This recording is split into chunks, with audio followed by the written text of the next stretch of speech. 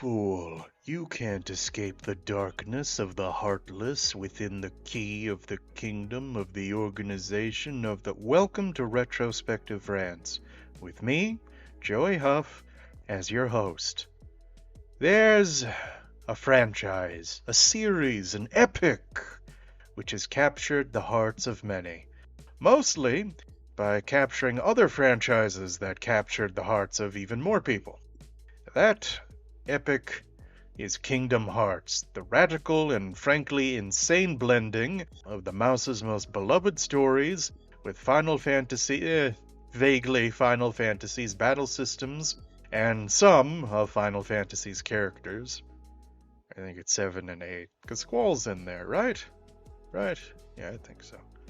I admit I was never a fan of this long-running and, frankly, convoluted epic, but many of my friends and even family they love this series.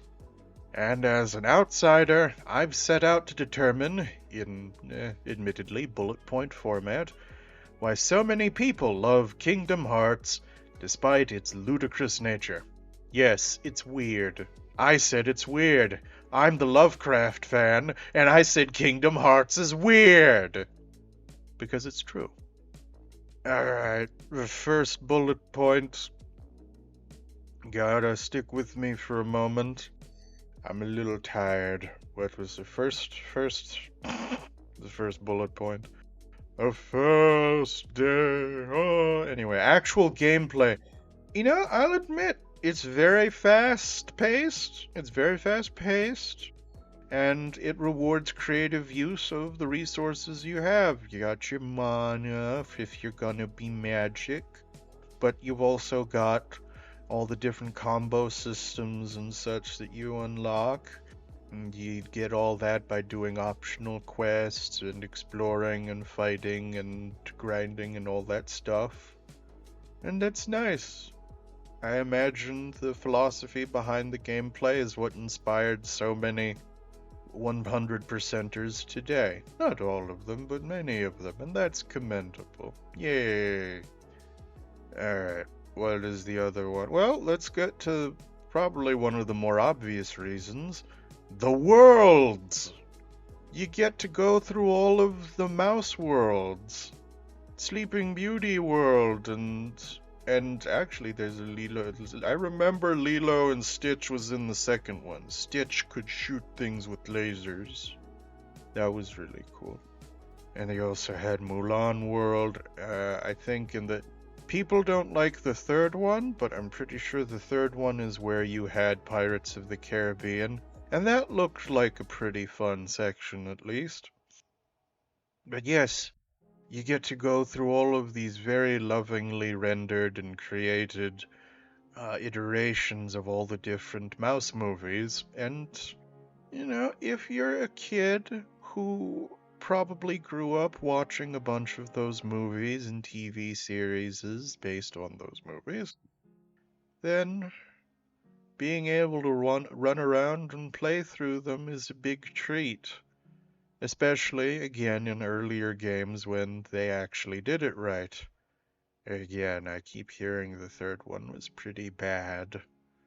And considering I'm not hearing tell of people going crazy for spin-off games anymore, I think it was bad enough to make people sad and not want to play more. Which is sad, and it's another point, it's another problem. It's different problem. Shh. Next point.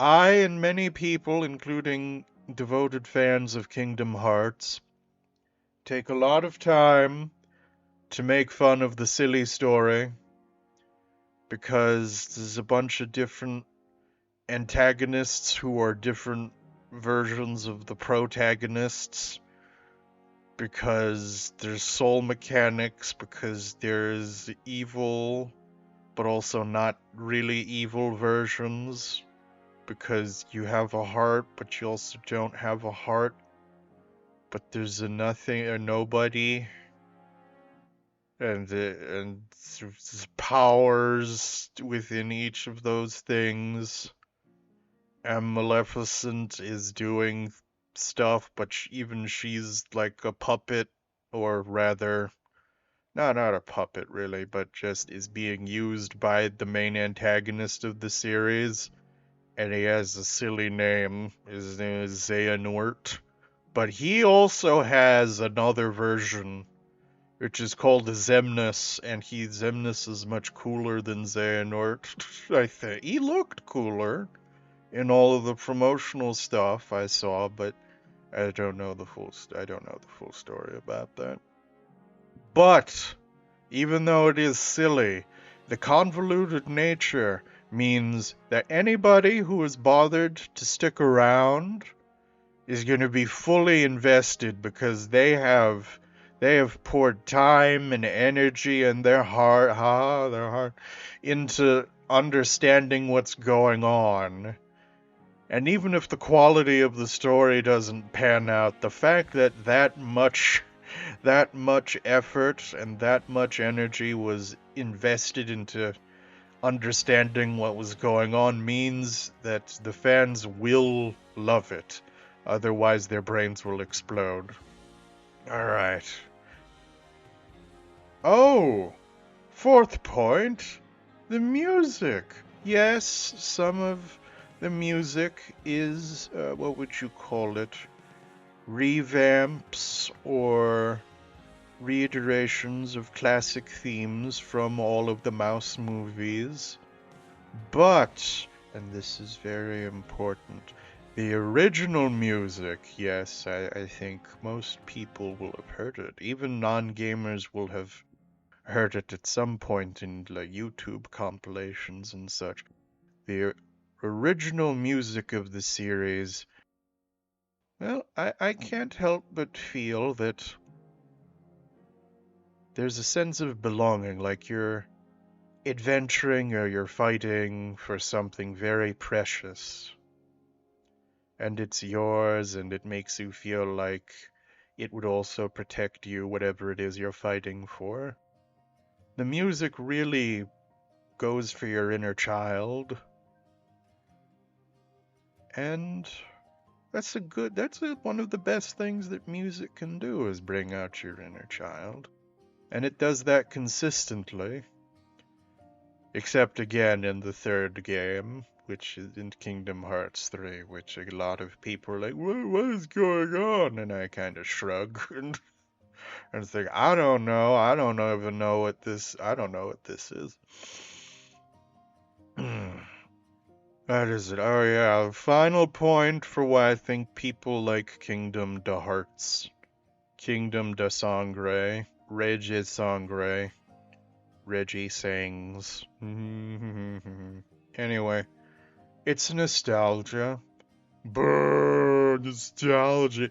It's good nostalgia, though. It's good. It is the good nostalgia. But why is it the good nostalgia? Because of all of the things I just said. It's good nostalgia from childhood memories, or inspires, at least in the stories, to go forward and protect and develop and grow themselves so that they can defend the things that are important to them. It is the evolving nostalgia. It's about the idea of the things we love and the people we love growing and evolving, not just remaining static memories, but of being dynamic, living, breathing things. And that's what most stories aspire to anyway. Only this time it's rooted in childhood memories and things. And I think that's the ultimate reason why fans love Kingdom Hearts so much. That's my last bullet point. I'm tired. What was I doing? Oh yes, I ought to make some kind of closing statement. Oh hell. Again, I'm not a big fan of Kingdom Hearts. I was playing other video games, probably video games that I was too young to play, but I was sneaky. I was sneaky. I was a stealth build, even though I hate stealth build. But I couldn't help but notice the love that so many other kids of my age group at the time, and then even other people in technically other generations also loving Kingdom Hearts. And that's a fascinating thing for me. And that's why I decided to make this very, very, very loosely organized video, because even if I don't like the things that they like, I can appreciate why they like Kingdom Hearts. Because it's very precious and it does all of the things I said about the evolving loves. Yeah, good. I speak and profound goodly. I'm not drunk, I'm just sleepy. What's the difference for you? Yeah, anyway. Go, if you haven't played Kingdom Hearts before, I don't know if you're gonna play it now. But maybe if you play the first two games and you're somehow able to play one of the apparently much better spin-off games and also read the different manga and other stuff they have, maybe you'll enjoy it. And maybe that will be a good thing. Or maybe you'll become a nerd. You're already a nerd if you're listening to this. Anyway, if you made it this far through my ramblings, thank you so much. You've God's patience running through you. I hope you'll come and listen to another episode and have a good one. Bye-bye.